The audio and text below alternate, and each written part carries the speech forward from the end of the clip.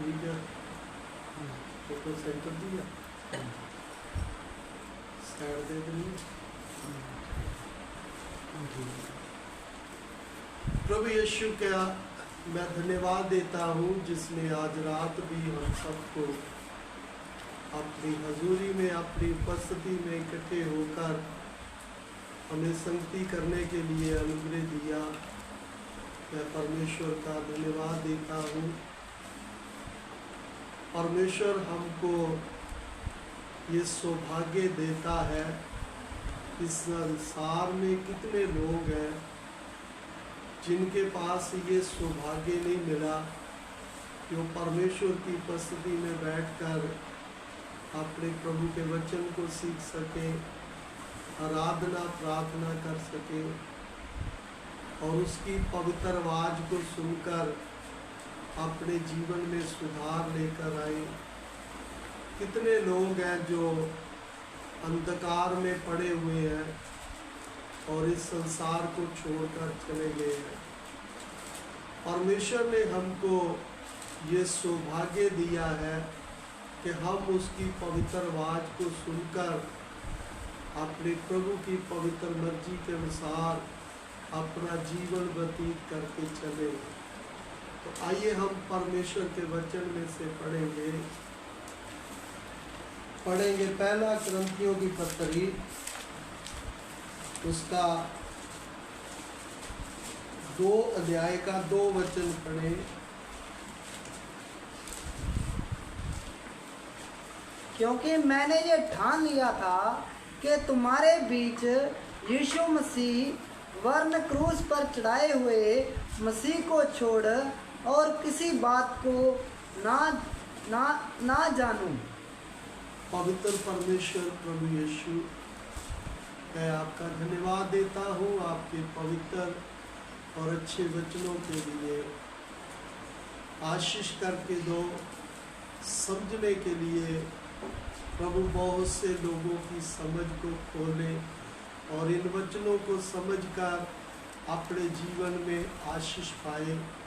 और प्रभु आपकी पवित्र मर्जी के अनुसार इस संसार में अपने जीवन को तेरे राज्य के लिए तैयार करके चले। हमारे उद्धारकर्ता प्रभु यीशु, आपका पवित्र नाम लेकर इस प्रार्थना को हम मांग लेते हैं। आमीन। दोबारा पढ़े। क्योंकि मैंने ये ठान लिया था कि तुम्हारे बीच यीशु मसीह वरन क्रूस पर चढ़ाए हुए मसीह को छोड़ और किसी बात को ना जानूं।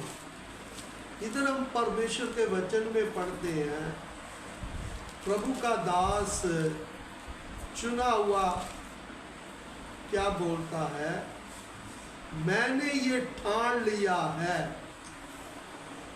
कि क्रूस पर चढ़ाए हुए यीशु के बिना मैं और कुछ भी नहीं जानूं। तो परमेश्वर के वचन को आप अच्छी तरह समझना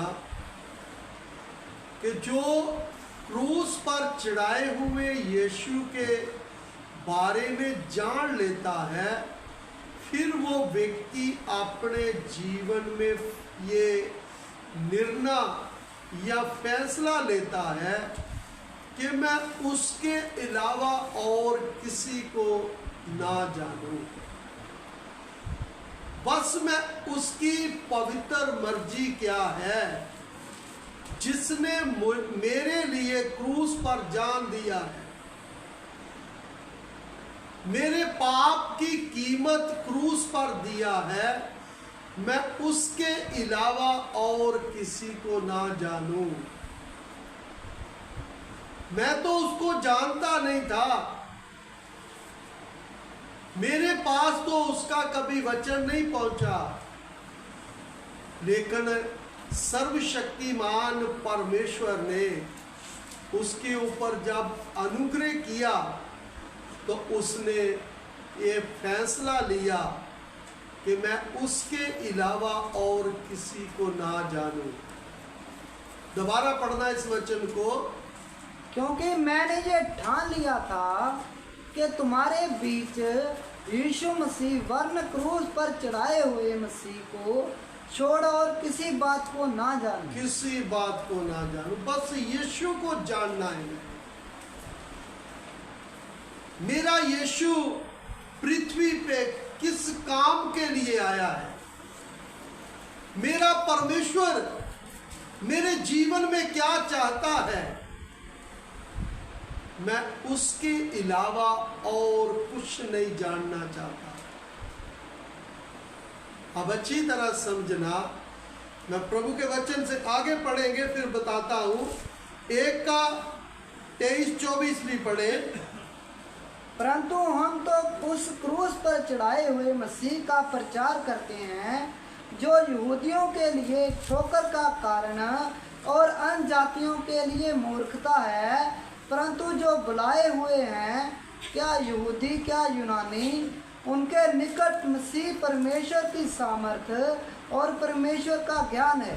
हाँ, इधर परमेश्वर के वचन में पढ़ते हैं, जब एक व्यक्ति क्रूस पर चढ़ाए हुए यीशु को जान लेता है, फिर वो क्रूस पर चढ़ाए हुए यीशु का प्रचार करता है।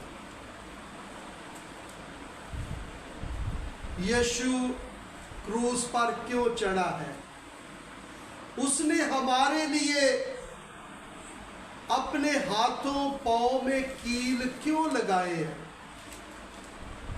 उसके सिर के ऊपर कांटों का ताज क्यों रखा गया है? उसकी पीठ पे 39 कोड़े क्यों मारे गए हैं? उसको नंगा क्रूस पर क्यों लटकाया है? उसी के बारे में मैं बताऊंगा। यहूदियों के लिए ये ठोकर का कारण है, अन्य जातियों के लिए मूर्खता है, क्योंकि लोग उसके पीछे चलते हैं जो बहुत आशीष दे, जो बहुत बरकत दे। इसलिए हम बाइबल में पढ़ते हैं कि यीशु जब क्रूस पे लटके हुए थे तो बोलते थे, तू क्रूस से नीचे उतर के आ जा तो हम तेरे ऊपर विश्वास करेंगे। क्योंकि उनके लिए यीशु एक मनुष्य था कि जैसे वो दूसरे मनुष्यों को यहूदी लोग, धर्म के ठेकेदार लोग सजा देते थे, उनके साथ कुछ भी करते थे, उन्होंने भी यीशु को एक मनुष्य समझ के ऐसा किया।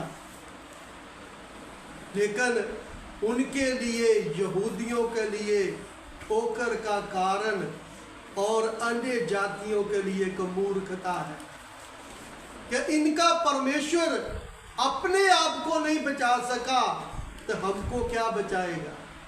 इसलिए आज भी अन्य जाति के लोग यीशु के बारे में बहुत उल्टा पुल्टा बोलते हैं,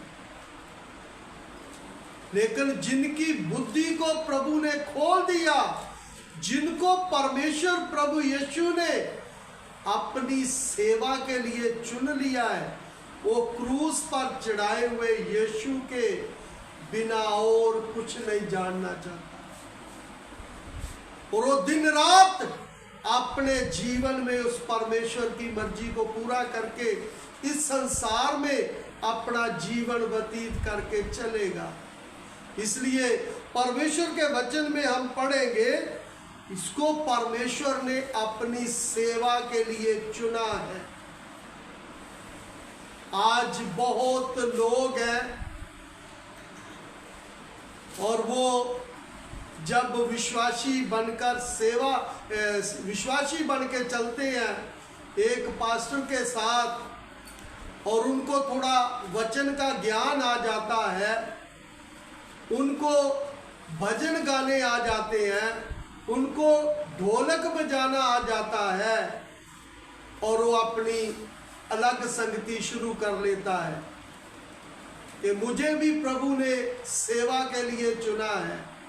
रात को, क्योंकि जब उसके अंदर इच्छा होगी, और दुष्ट आत्मा शैतान भी जानता है कि इसके अंदर इच्छा क्या है, ये चाहता क्या है।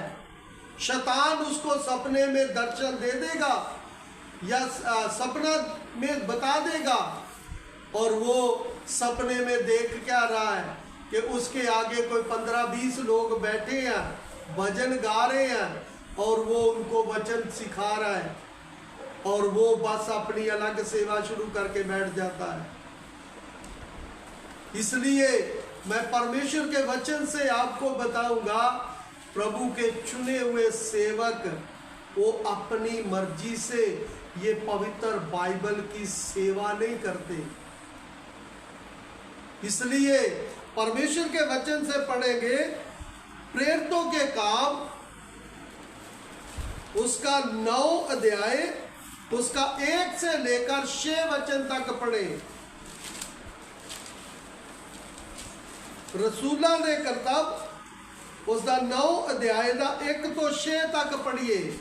शाऊल अब तक प्रभु के चेलों को धमकाने और घात करने की धुन में था।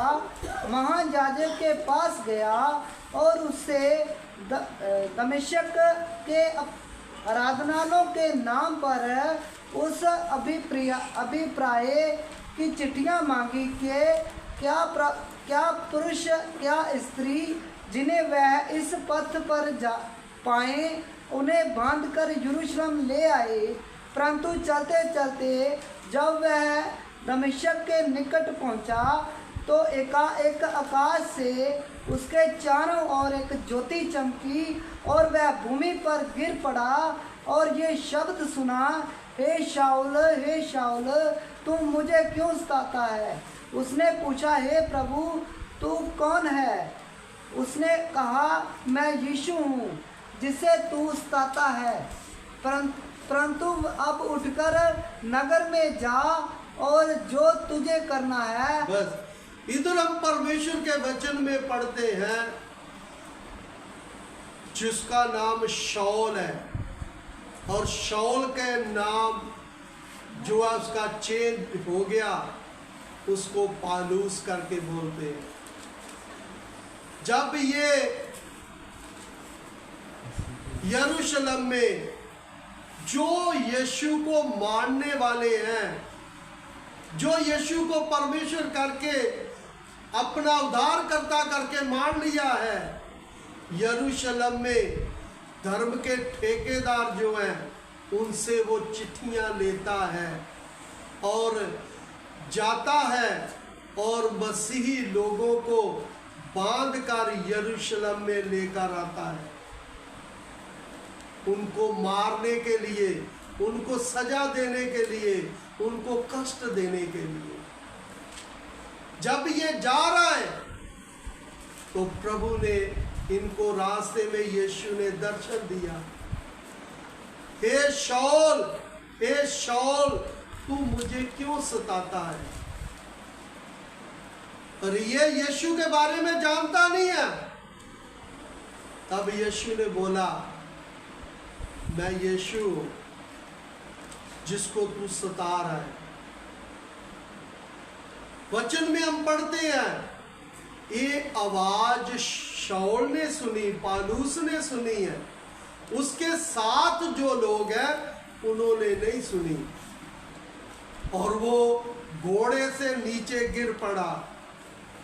उसके बाद परमेश्वर ने हनन्याह को यह दर्शन दिया कि पालूस के पास जा, और पालूस के जीवन की वो बारे में बता रहा है कि वो तो बहुत मसीह लोगों को दुख देने वाला है। प्रभु वो तो तेरे लोगों को बहुत कष्ट देता है। तब परमेश्वर ने हनन्याह को बोला, ओ मेरा एक चुना हुआ बर्तन है, मेरा बर्तन या एक। परमेश्वर के वचन में पढ़ेंगे, फिर इसका 16 वचन से पढ़े, 16 से लेकर 18 तक। और मैं उसे बताऊंगा कि मेरे नाम के लिए उसे कैसा कैसा दुख उठाना पड़ेगा।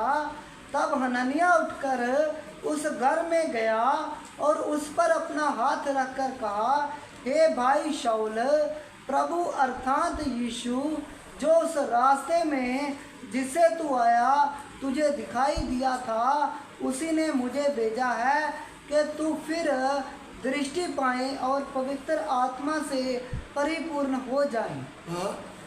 और तुरंत उसकी आंखें से छिलके से, आंखें से नहीं, आंखों में से, आंखों से छिलके से गिरे और वह देखने लगा और उठकर बपतिस्मा लिया।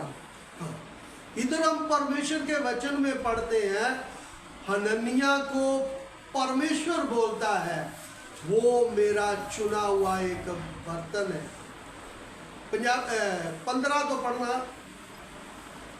परंतु प्रभु ने उससे कहा, तू चला जा, क्योंकि वह तो अन्य जातियों और राजाओं और इस्राएलियों के सामने मेरा नाम प्रकट करने के लिए मेरा चुना हुआ पात्र है। हाँ, मेरा एक चुना हुआ पात्र है, एक चुना हुआ मेरा बर्तन है। इसलिए पौलुस को परमेश्वर ने अपनी सेवा के लिए चुना। इसलिए अपने आप ढोलक बजाकर, भजन गाकर लोगों को अपने साथ जोड़ लेते हैं, वो परमेश्वर के सेवक नहीं है। जो परमेश्वर के सेवक हैं, वो उनको परमेश्वर अपनी सेवा के लिए चुनता है। इसलिए परमेश्वर ने इसको चुना, इसलिए बोलता, मैंने क्रूस पर चढ़ाए हुए यीशु के बिना मैं और किसी को नहीं जानता। मैं और किसी को नहीं जानता। बैठ जा रहा हूं।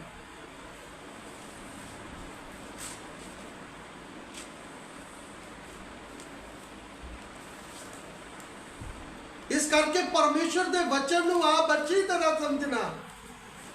क्यों ये बात बोल रहा है? क्योंकि इसको परमेश्वर ने चुना है। चाहे वो विश्वासी है, चाहे वो सेवक है, जिसको परमेश्वर ने चुना है, वो उसके बिना और किसी बात को नहीं जानेगा। वो अपने जीवन में एक निर्णय लेता है, एक फैसला ले लेता है, एक समर्पण करता है कि मैं क्रूस पर चढ़ाए हुए यीशु के बिना मैं किसी और को नहीं जानूंगा। मैं उसी का ही प्रचार करूंगा और उसी को ही अपने जीवन में पहला स्थान देकर चलूंगा। इसलिए आज बहुत पृथ्वी पे सेवा तो कर रहे हैं, लेकिन क्रूस पर चढ़ाए हुए यीशु को नहीं जानते।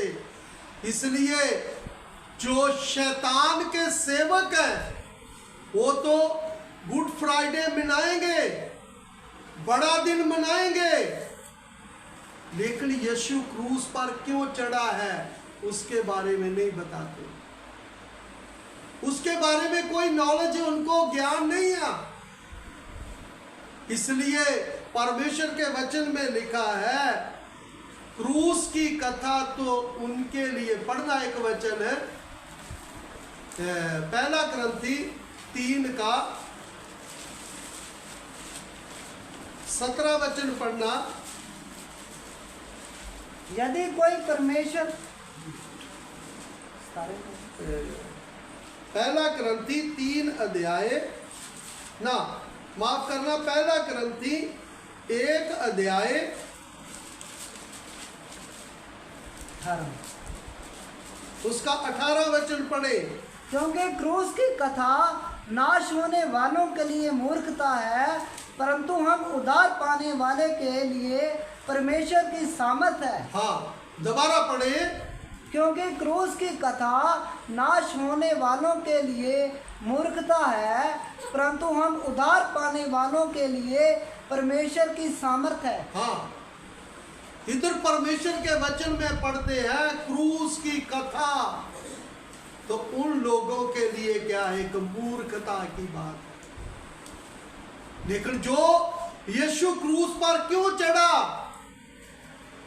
उस बात को जब समझ लेते हैं ना, तो उनके लिए वो एक शक्ति है,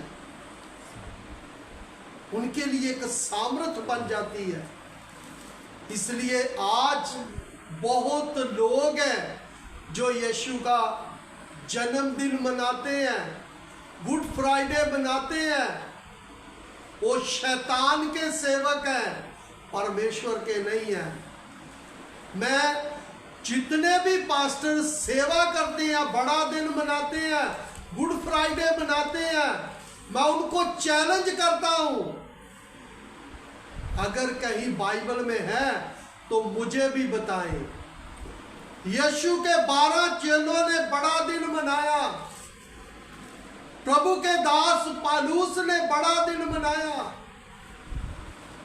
जहां उसने गुड फ्राइडे मनाया उन लोगों ने, तो मैं भी मनाऊंगा। लेकिन बहुत लोगों को परमेश्वर के चुने हुए ना होने के कारण लोगों की तरफ देखते हैं और शैतान को खुश करके चल रहे हैं, परमेश्वर को नहीं। इसलिए परमेश्वर के वचनों को जब हम समझेंगे तो सलीब की पढ़ना दोबारा, क्योंकि क्रूस की कथा नाश होने वालों के लिए मूर्खता है। मूर्खता में जितने भी पास्टर सेवा करते हैं, तुम नाश की ओर जा रहे हो, क्योंकि क्रूस की जो कहानी है ना, आपको मालूम ही नहीं। तुम नाश की ओर जा रहे हो, अंधकार तुम्हें नरक में लेकर जाएगा, क्योंकि तुम उनको जानते ही नहीं हो। दोबारा पढ़े, क्योंकि क्रूस की कथा नाश होने वालों के लिए मूर्खता है, परंतु हम उद्धार पाने वालों के लिए परमेश्वर की सामर्थ है।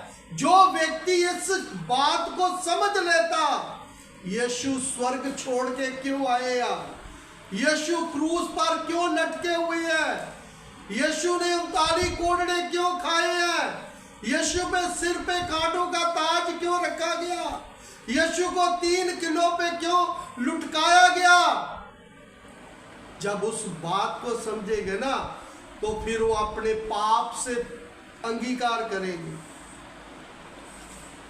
बपतिस्मा लेंगे। उनके लिए एक शक्ति उतरा है स्वर्ग से, जो उनको पाप की क्षमा मिले, जो उनके पाप की कीमत देने के लिए यीशु आए हैं, उनके लिए एक शक्ति है। इसलिए उद्धार पाने वालों के लिए एक शक्ति है। आज बहुत पास्टरों के पास भीड़ लगी हुई है, वो सब अपने मतलब के लिए जा रहे हैं, अपने दुखों से, अपने कष्टों से, अपनी बीमारियों से, अपनी समस्याओं से छुटकारा पाने के लिए। वो परमेश्वर के ना तो चुने हुए हैं, और जो उनके पास जाते हैं वो भी परमेश्वर के चुने हुए नहीं हैं। इसलिए ये प्रभु का वचन क्यों नेट पे पाया जा रहा है, ताकि जो प्रभु के चुने हुए हैं ऐसे सेवकों से चौकस हो जाए, क्योंकि ना तो वो स्वर्ग में जाएंगे और ना तुम्हें जाने ही देंगे, क्योंकि वो खुद नरक की ओर जा रहे हैं। इसलिए प्रभु यीशु ने धर्म के ठेकेदारों के बारे में बोला, ना वो स्वर्ग में जाएंगे और ना जाने वालों को जाने देंगे। इसलिए उनके लिए क्रूस की जो एक कहानी है उनकी समझ में नहीं आई। इसलिए परमेश्वर के वचन में पढ़ेंगे फिर, जो प्रभु के चुने हुए सेवक हैं वो संसार में कैसे रहते हैं, उनका जीवन कैसा है, वो प्रभु के लिए कितना कीमत देते हैं। पढ़िए रोमियो की पत्री 8 अध्याय उसका 33 वचन पढ़िए। रोमियो की पत्री 8 का 33। परमेश्वर के चुने हों और दोष कौन लगाएगा? परमेश्वर ही है जो उसको धर्मी ठहराने वाला है। हाँ, इधर परमेश्वर के वचन में पढ़ते हैं, परमेश्वर के चुने हुओं पर कौन दोष लगाएगा? परमेश्वर ही है जो धर्मी ठहराता है। कौन परमेश्वर के लोगों पर दोष लगाएगा? परमेश्वर ही है जो धर्मी ठहराता है। इसलिए हम पवित्र बाइबल में पढ़ते हैं, मूसा ने कोसी औरत से शादी कर लिया, मरियम और उसका भाई हारून उसके खिलाफ हो गए, और भी कुछ लोग हो गए। लेकिन परमेश्वर मिलाप वाले तंबू में उतर कर बोलता है, मेरे दास मूसा जैसा कोई नरम स्वभाव का कोई व्यक्ति नहीं है। मेरे दास के खिलाफ बोलते समय तुम्हें डर नहीं लगा? इसलिए परमेश्वर के चुने हुओं के ऊपर कौन चैलेंज कर सकता है? इसलिए हम परमेश्वर के वचनों को समझे। जो परमेश्वर का चुना हुआ है उनको संसार में किसी बात की कोई डर, कोई चिंता नहीं होती। इसलिए दोबारा पढ़े, परमेश्वर के चुने हुओं पर कौन दोष लगाएगा? कौन दोष लगाएगा?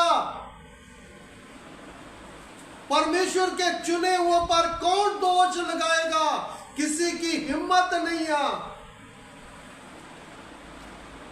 जो परमेश्वर के चुने हुए हैं उनके ऊपर कोई दोष लगा नहीं सकता।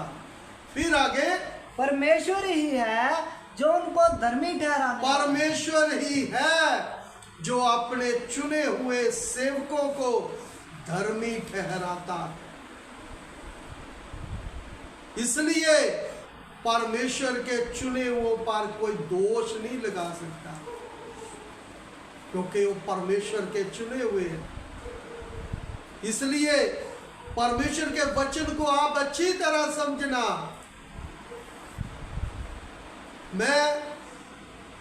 प्रभु ने मैं अच्छी तरह विश्वासी जीवन व्यतीत कर रहा था, एल्डर की सेवकाई भी कर रहा था, बुजुर्ग की सेवकाई भी कर रहा था, अच्छी जीवन की गवाही थी कलीसिया में, और प्रभु अपनी महिमा के लिए इस्तेमाल भी करता था। मेरे लिए कितने पास्टरों ने भविष्यवाणी किया, लेकिन मुझे भी मालूम था प्रभु ने मुझे चुना है, लेकिन मैंने बोला, मन में ये निर्णय लिया, जब तक मेरा प्रभु मुझे डायरेक्ट नहीं बोलेगा मैं उतनी देर फुल टाइम सेवा नहीं करूंगा। मैं दुनिया का अपना कारोबार, बिजनेस नहीं छोड़ूंगा। तो प्रभु ने रात को मेरे साथ बात किया। मैं प्रभु की उपस्थिति में आराधना कर रहा था, तो बड़ी एक प्यारी आवाज आई, बेटा अशोक, मैंने तुम्हें अपनी सेवा के लिए चुना है। तो मैं प्रभु की आवाज सुनकर अपने जीवन का समर्पण कर दिया। इसलिए परमेश्वर के वचन को आप अच्छी तरह समझना। मेरे जीवन में मुझे प्रभु ने चुना है, मैं प्रभु के अलावा मैं नहीं किसी से भी डरता। ना मुझे मौत का डर है, ना मुझे गोली का डर है, ना मुझे शिवसेना का डर है, ना मुझे बजरंग दल का डर है, ना मुझे आरएसएस वालों का डर है, मुझे दुनिया में किसी व्यक्ति का डर नहीं है। जीवित रहूंगा तो क्रूस पर चढ़ाए हुए यीशु का प्रचार करूंगा, और ये संसार छोड़ दिया कि अपने प्रभु के पास चला जाऊंगा। इसलिए परमेश्वर के वचन को आप अच्छी तरह समझना। मुझे 37 साल हो गए, 38वां साल शुरू हो गया अक्टूबर के महीने से, और मैं आज तक कभी डॉक्टर के पास नहीं गया। मेरे शरीर में बहुत कुछ समस्याएं, लेकिन मैं कभी अपने लिए प्रार्थना नहीं किया। मैं प्रार्थना करवाता भी नहीं हूं, क्योंकि मैं अपना क्रूस उठाकर यीशु के पीछे चलना है। मुझे बीमारी के बिस्तर में भी प्रभु रखेगा तो मैं उसकी मर्जी को पूरा करके चलूंगा। इसलिए परमेश्वर के चुने हुओं को ना कोई बीमारी, ना कोई शक्ति, ना कोई व्यक्ति चैलेंज कर सकता है। इसलिए संसार में चैलेंज उसको करता है जो प्रभु का चुना हुआ नहीं है। वो जल्दी डावाडोल हो जाते हैं, लेकिन प्रभु के चुने हुए मौत को भी चैलेंज करते हैं, शक्ति को भी चैलेंज करते हैं। इसलिए प्रभु के वचन को आप अच्छी तरह समझना। आज बहुत पास्टर डॉक्टर के पास जाते हैं, उनकी पत्नी बच्चे जाते हैं। कलीसिया में बहुत सारे लोग डॉक्टर के पास जाते हैं, क्योंकि सिखाने वाले का जीवन जैसा है वैसा ही सीखने वालों का भी होगा। इसलिए प्रभु का दास इस संसार में जो अपने जीवन के बारे में बता रहा है, कौन परमेश्वर के लोगों को चैलेंज कर सकता है? क्योंकि परमेश्वर ही है जो उनको धर्मी ठहराता है। इसलिए आगे पढ़ेंगे दूसरा क्रंथियों की पत्री, उसका 5 अध्याय, उसका 14-15 वचन पढ़े। 14। क्योंकि मसीह का प्रेम हमें विवश कर देता है, इसलिए कि हम ये समझते हैं कि जब एक सबके लिए मरा तो सब मर गए, और वह निमित्त सबके लिए मरा कि जो जीवित हैं वे आगे को अपने लिए ना जिए, परंतु उसके लिए जो उनके लिए मरा और फिर जी उठा। हाँ, अब अच्छी तरह समझना। परमेश्वर के वचन में हिंदी में लिखा परमेश्वर का प्रेम हमें बेवश कर देता है, लेकिन पंजाबी में लिखा है मसीह का प्रेम हमें मजबूर कर देता है। जो परमेश्वर का चुना हुआ व्यक्ति है उनको बेवश कर देता है। जो चुना हुआ नहीं है उनको उनकी पत्नी का प्रेम, पति का प्रेम, बच्चों का प्रेम, रिश्तेदारों का प्रेम, माँ बाप का प्रेम मजबूर कर देता है, बेवश कर देता है। अगर हम उसको नहीं मिले, अगर हम उनके पापों में शामिल नहीं होंगे, हम उनके बुराइयों में शामिल नहीं होंगे, तो हमारे रिश्तेदार हमको छोड़ देंगे। इधर परमेश्वर के वचन को आप अच्छी तरह समझना। मसीह का प्रेम हमें बेवश कर देता है, मजबूर कर देता है। किस बात में? कि मनुष्य, मैं तेरे लिए क्रूस पर नंगा लटका हुआ हूं, मैं तेरे लिए क्रूस पर अपना खून दिया है, मैं तेरे पापों के लिए 39 कोड़े खाए हैं, मैं तेरे पापों के लिए अपने मुंह के, मेरे मुंह पर थूका गया, थप्पड़ मारे गए, दाढ़ी नोच दी गई है, और 3 कील लगाकर नंगा क्रूस पर लटका दिया गया। इसलिए मसीह का प्रेम सबको बेबस नहीं करता, सबको मसीह का प्रेम मजबूर नहीं करता, क्योंकि चुने हुए लोगों को ही करता है। वही अपने जीवन में से पहला स्थान अपने प्रभु को देते हैं, जो प्रभु का चुना हुआ है। इसलिए इस संसार में हम अपने जीवन के ऊपर ध्यान दें। ये सिर्फ सेवकों के लिए वचन नहीं है, क्योंकि शिक्षा एक ही है, विश्वासी के लिए और सेवक के लिए। इसलिए हमको मसीह का प्रेम बेबस नहीं करता, मजबूर नहीं करता। हम अपने जीवन में हर बुराई करके चलते हैं, वचन के विरोध में पाप करके चलते हैं। इसलिए प्रभु का दास जो चुना हुआ है वो क्या बोलता, दोबारा पढ़े। क्योंकि मसीह का प्रेम हमें विवश कर देता है, इसलिए कि हम ये समझते हैं कि जब एक सबके लिए मरा, एक सबके लिए मरा तो सब मर गए, सब मर गए।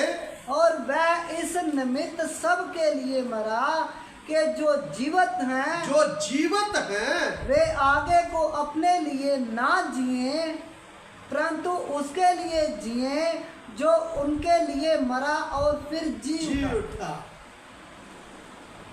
जब एक व्यक्ति ने प्रभु यीशु के वचन को सुना, यीशु को अपना उद्धारकर्ता करके मान लिया, वचन समझकर बपतिस्मा लिया है पिता पुत्र पवित्र आत्मा में, और वो फिर आगे को अपने लिए नहीं, उसके लिए जिएंगे जो सबके लिए मरा है। आज हम यीशु के लिए नहीं जीते, हम अपनी पत्नी, अपने पति, अपने बच्चों के लिए, अपने माँ बाप के लिए, अपने रिश्तेदारों के लिए हम जी रहे हैं। हम मसीह में होकर नहीं चल रहे, हम आगे को प्रभु के लिए नहीं जी रहे। जो व्यक्ति प्रभु के लिए जिएगा वो अपने कामों से प्रमाण देगा, सबूत देगा कि मैं अपने प्रभु के लिए जी रहा हूं, मैं अपने प्रभु के लिए मर जाऊंगा, मैं अपने प्रभु के लिए कीमत दे दूंगा। इसलिए वचन में लिखा है, एक वचन पढ़े, इधर भी हाथ रखे, पहला पत्र 4 अध्याय का 2 वचन।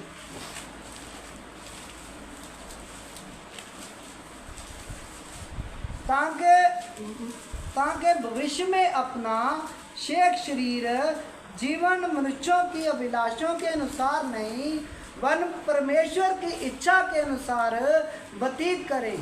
दोबारा पढ़े। ताकि भविष्य में अपना शेष शरीर, हम अपना शारीरिक जीवन मनुष्यों की अभिलाषा के अनुसार, मनुष्यों की अभिलाषा के अनुसार नहीं, वरन परमेश्वर की इच्छा के अनुसार व्यतीत करें। परमेश्वर की इच्छा के अनुसार व्यतीत करें। इसलिए हमको यीशु का प्रेम बेबस नहीं करता, मजबूर नहीं करता। इसलिए हम अपने रिश्तेदारों को खुश करके चलते हैं, अपने बच्चों को खुश करके चल रहे हैं। मैं इसके खिलाफ नहीं हूं, लेकिन क्या करते हैं, हम अपने बच्चों की बुराई में शामिल हो जाते हैं। इसलिए यीशु ने बोला, जो मुझसे बढ़कर अपनी पत्नी, अपने पति, अपने बच्चे, अपने माँ बाप से मुझसे बढ़कर करता है, वो मेरे योग्य ही नहीं, वो मेरे काम का ही नहीं है। इसलिए इस संसार में चलते समय बहुत सारे लोग फिर आगे को प्रभु के लिए जीते हैं और प्रभु के लिए ही मरे। लेकिन आज हम क्या कर रहे हैं? अपना संसारिक जीवन में, संसार में रिश्तेदारी बना के मजबूत रखा हुआ है। हमको यीशु नहीं चाहिए, हमको स्वर्ग नहीं चाहिए, हम प्रभु से बस संसार का सुख चाहिए। प्रार्थना कराएं तो पेट दर्द ठीक हो जाए, प्रार्थना कराएं तो बुखार ठीक हो जाए, प्रार्थना कराएं तो हमारी समस्या हल हो जाए। इससे बढ़कर हम यीशु को और कुछ नहीं कर सकते। इसलिए ऐसा व्यक्ति कभी भी वो अपने कामों से ये बताता है कि मैं प्रभु का चुना हुआ नहीं हूं। इसलिए जो प्रभु का चुना हुआ है वो अपने कामों से प्रमाण देता है। एक वचन पढ़े, दूसरा पतरस 1 अध्याय उसका 10 वचन पढ़े। इस कारण है भाइयों, इस कारण है भाइयों, अपने बुलाए जाने और चुन लिए जाने को सिद्ध करने का भली भांति यत्न करते जाओ। दोबारा पढ़ना। इस कारण है भाइयों, अपने बुलाए जाने और चुन लिए जाने को सिद्ध करने का भली भांति यत्न करते जाओ। प्रमाण दो कि मैं प्रभु का चुना हुआ हूं। इसलिए आज हम नाम जपने से प्रमाण नहीं, कामों के द्वारा प्रमाण दें। हमने यीशु के लिए जीना और यीशु के लिए मरना। इसलिए पढ़ेंगे आगे रोमियो की पत्री 14 का अध्याय का 7 और 8 वचन।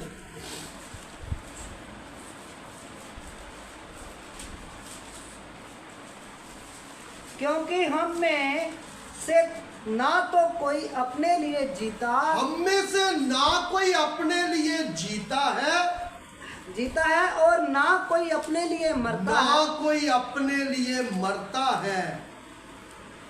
हम में से कोई ना तो अपने लिए जीता है, ना कोई अपने लिए मरता है। जो प्रभु के चुने हुए लोग हैं, चाहे वो सेवक है, चाहे वो विश्वासी है, चाहे वो कलीसिया का बुजुर्ग सेवा करने वाला है, वो अपने लिए नहीं प्रभु के लिए जिएगा। दोबारा पढ़े।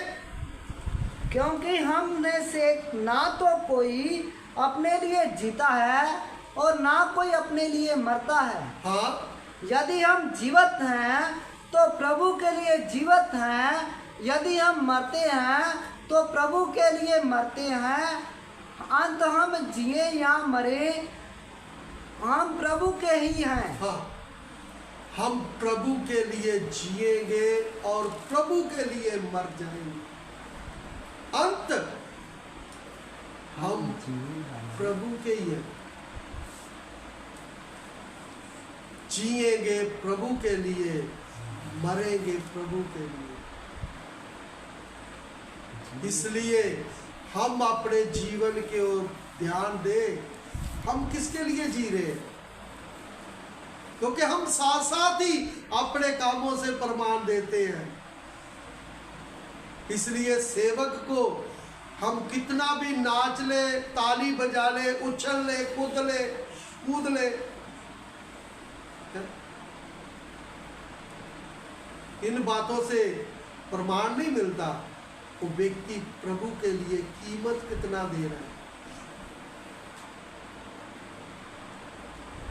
ये नहीं है कि अपने घर में बैठा अपनी इच्छा का खाना बनाया, पेट भर के खाया और आराम से पंखा लगा के सोते रहे और रात को 10 मिनट बैठ के प्रार्थना कर ली, वो प्रभु का चुना हुआ नहीं है। सुबह उठे और 10 मिनट बैठ के प्रार्थना कर ली, तो वो प्रभु का चुना हुआ नहीं है। प्रभु का चुना हुआ प्रमाण देता है। वो अपने लिए नहीं फिर जिएगा, प्रभु के लिए जिएगा। इसलिए आज बहुत सारे लोग हैं जो प्रभु के चुने हुए नहीं हैं, क्योंकि चुने हुए होते कि वो प्रभु के लिए जिएंगे और प्रभु के लिए मर जाएंगे। उस संसार में अपने लिए नहीं जिएंगे। उनका खाना पहनना हर एक काम जो है वो प्रभु के लिए होगा, प्रभु की मर्जी के अनुसार होगा। इसलिए संसार में चलते समय आज हम अपने जीवन की ओर ध्यान दें। जो बहुत सेवक अपनी पत्नी बच्चों के लिए जी रहे हैं, अपने रिश्तेदारों के लिए जी रहे हैं, अपने माँ बाप के लिए जी रहे हैं। प्रभु के वचन में लिखा है, प्रभु का दास पालूस, बाकी सेवक अपनी पत्नी लेकर साथ सेवा करते हैं। और पालूस बोलता, क्या मुझे हक नहीं है कि मैं भी अपनी पत्नी को साथ लेकर चलूं? लेकिन उसकी पत्नी उसके साथ नहीं है। पढ़े परमेश्वर के वचन से,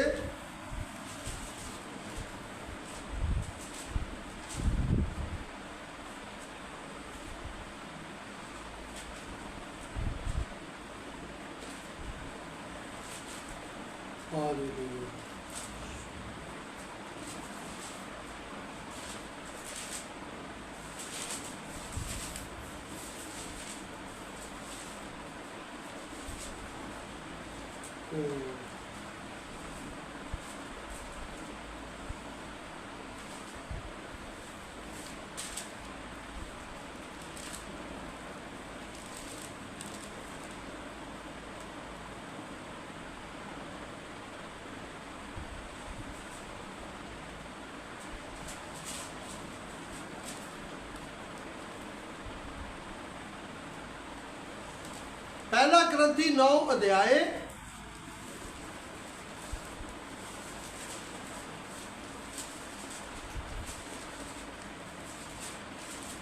उसका 4 वचन तो पढ़िए।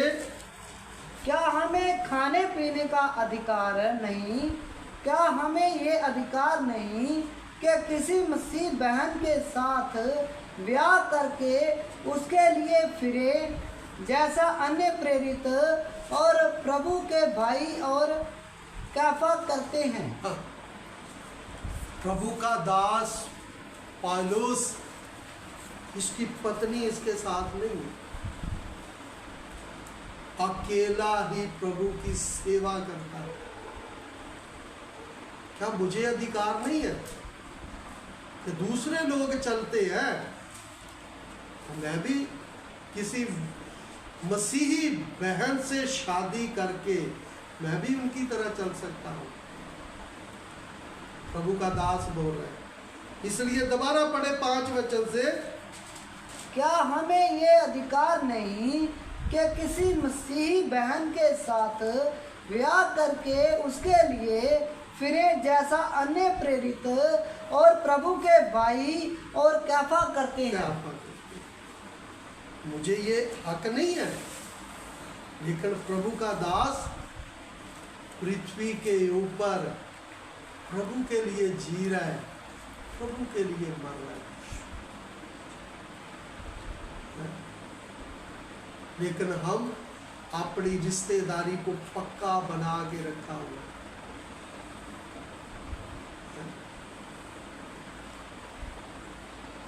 इसलिए हम अपने जीवन के कामों से प्रमाण देते कि हम प्रभु के चुने हुए नहीं हैं।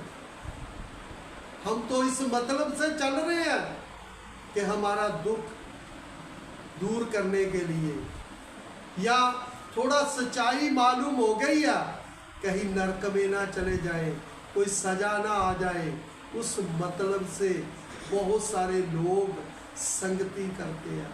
प्रभु के लिए नहीं जी रहे। जो प्रभु के लिए जीता है वो अपने कामों से प्रमाण देता है। इसलिए एक वचन पढ़ के समाप्त करेंगे। पढ़े दूसरा करंथियों की पत्री, उसका 4 अध्याय का 8 से लेकर 12 तक पढ़े। हम चारों ओर से क्लेश तो भोगते हैं, हम चारों ओर से क्लेश तो भोगते हैं, संकट में नहीं पड़ते, पर संकट में नहीं पड़ते, निरुपाय तो है, निरुपाय तो है, पर निराश नहीं पर होते, निराश नहीं होते, सताए तो जाते हैं, सताए तो जाते हैं, पर त्यागे नहीं पर जाते, त्यागे नहीं जाते, गिराए तो जाते हैं, गिराए तो जाते हैं, पर नष्ट नहीं होते। पर नष्ट नहीं होते। हम मसीह की मृत्यु को अपनी देह में हर समय लिए फिरते हैं, मसीह की मृत्यु को अपनी देह में हर समय लिए फिरते हैं। लिए फिरते हैं। जो प्रभु के लिए जिएगा वो जीने की आशा नहीं रखेगा, वो प्रभु की मृत्यु को अपनी देह में लिए चलेगा, वो जीने की आशा नहीं रखेगा। जीऊंगा प्रभु के लिए, मरूंगा भी प्रभु के लिए। आज हम प्रभु के लिए नहीं जी रहे। फिर आगे कि यीशु का जीवन भी हमारी देह में प्रकट हो, यीशु का जीवन हमारी देह में प्रकट हो, क्योंकि हम जीते जी सर्वदा यीशु के कारण मृत्यु के हाथ में सौंपे जाते हैं। हाँ, हम जीवते जी सर्वदा यीशु के कारण मृत्यु के हाथ में सौंपे जाते हैं। मृत्यु के हाथ में सौंपे जाते हैं। आज हमारे जीवन में दुख आता है, प्रार्थना करवा लेते, सही हो गया तो ठीक है, नहीं तो फिर डॉक्टर के पास चलते हैं। हम यीशु के कारण मृत्यु के हाथ में नहीं देते, क्योंकि चुने हुए होंगे तो देंगे ना, चुने हुए होंगे तो मौत को चैलेंज करेंगे। इसलिए प्रभु का दास मौत को चैलेंज करता है। मेरे जीवन में कितनी बार मौत आई और मैं मौत को देख के हंसता हूं। 2 बार मैनू हार्ट अटैक हो गया, अब तीसरी बार कब होगा इंतजार कर रहा हूं, क्योंकि मौत हो जाएगी, अपने प्रभु के पास आराम करूंगा। क्योंकि प्रभु के लोग मौत से नहीं डरते, बल्कि हर रोज मौत के हाथ में सौंप देते हैं। फिर आगे मृत्यु के हाथ में सौंपे जाते हैं कि यीशु का जीवन भी हमारे मरणहार शरीर में प्रकट हो। इस मरणहार शरीर में प्रकट करना है। मेरे यीशु का जीवन प्रकट करना है।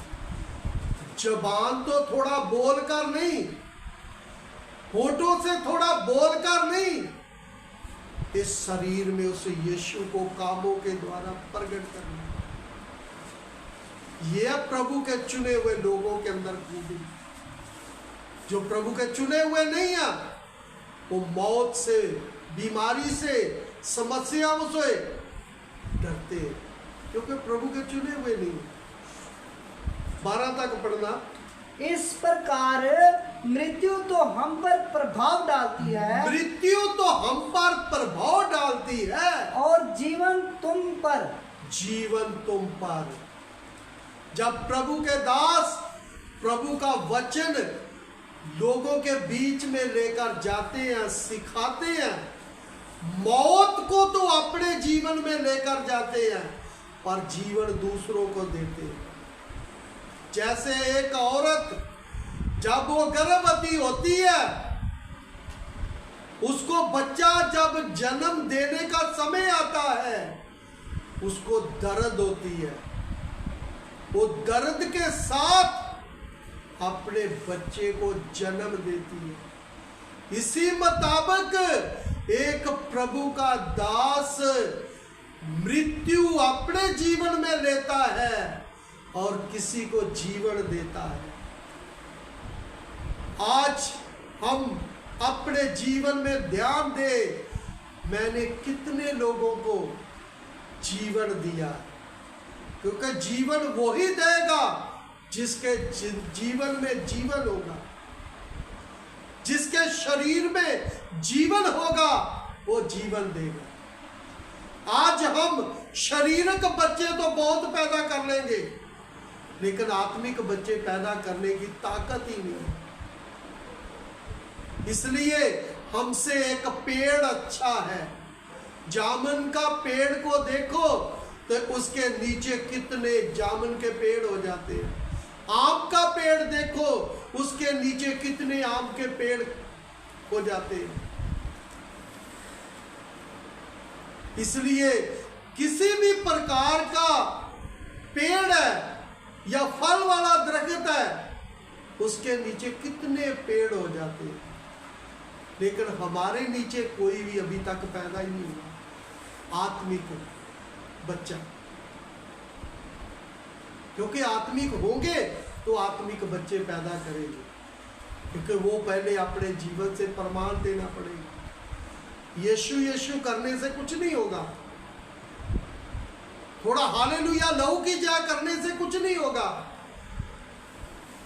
हम यीशु को अपनी देह में लेकर जाना, कामों के द्वारा प्रमाण देना, यीशु मेरे अंदर है, मेरे साथ है। इसलिए इतने साल हो गए हैं, आज तक मेरे प्रभु ने मुझे संभाला है। ये प्रमाण देना है, ये सबूत देना है। ये नहीं है बाइबल में वचन बता दिया कि अपने जीवन का कोई प्रमाण ही नहीं है, अपने जीवन का कोई गवाही नहीं है। एक औरत जो बांझ होती है, जो बच्चे को जन्म नहीं दे सकती, उसको क्या पता बच्चा पैदा करने में दर्द क्या होती है? उसको क्या पता जब पेट में बच्चा आता है तो उसको क्या जीवन में होता है? ये उसी को ही अनुभव है जो औरत गर्भवती होती है, बच्चे को जन्म देती है, उसको अनुभव होता है। इसलिए जो सेवक, चाहे एक विश्वासी, वो क्या उसको मालूम है? वो तो यीशु का नाम ही जप रहा है।